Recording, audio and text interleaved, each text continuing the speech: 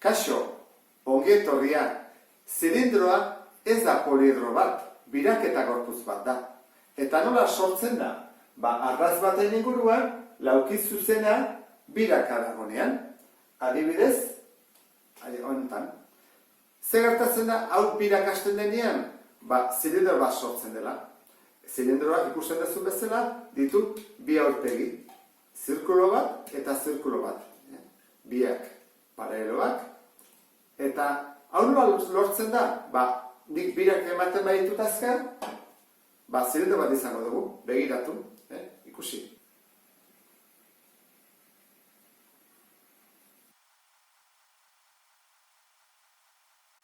Ikusi duzu bezala, birak hasten denean, zilindro bat nabaritzen da, ezta?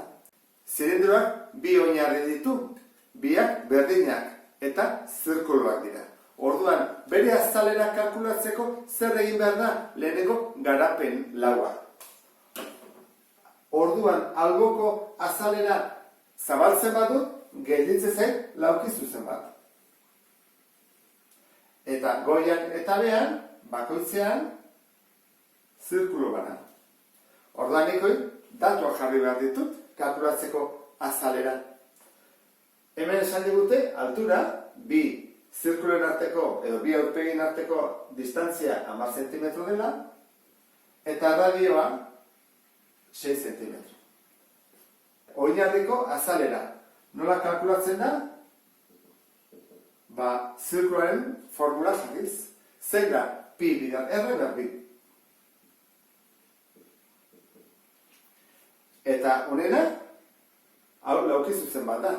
Orduan, albokoa, berdin, oina, bider altura. Guazen ikustea. Pi,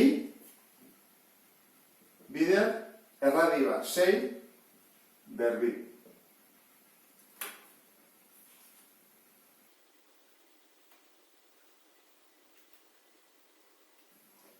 €1,1 zentimetro karratu. Oinarria, zer bat hemendik onera? Ez digute eman, baina kalkulatu dezakegu. Ze hemendik onera edo buelta osoa, zirkulo osoa, berdina izan behar du. Koinziditzen duelako, ikusten, koinziditu egin behar du. Bat datoz. Orduan, gu bakigu bueltaz osoa zen baden, bakigu gure formula, bi pi R da, buelta osoa. Bi pi R. Orduan, oinarria da bi pi R, bider altura 10. Eta R badakigu baita ere zen baden, zen bada 6, orduan egingo dugu, bi bider pi, bider 6, bider 10.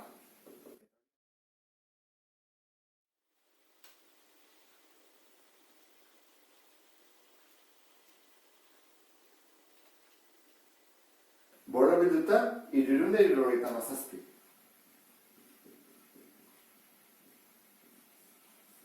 Orduan, azalera totala izango da. Horrelako bi, oinarrikoa. Orduan, bi bider 113,1, gehi, alboko azalera, 377.